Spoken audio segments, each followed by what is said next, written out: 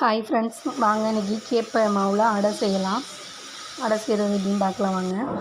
ஒரு டம்ளர் கேப்பை மாவு எடுத்துகிட்டு அதில் தேவையான அளவு உப்பு போட்டுக்கோங்க. சால்ட்டு போட்டுட்டு வெங்காயம், பச்சை மிளகாய், கருவேப்பிலை, முருங்கைக்கீரை எல்லாம் போட்டு வதக்கிட்டு அதை எடுத்து சேர்த்துக்குங்க.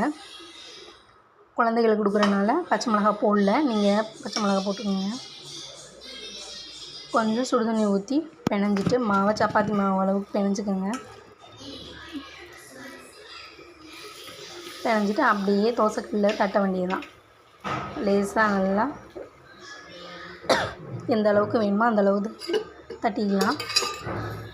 அவ்வளோதான், ஈஸியான ரெசிபி. சீக்கிரம் செஞ்சு குழந்தைகளுக்கு கொடுக்கலாம்.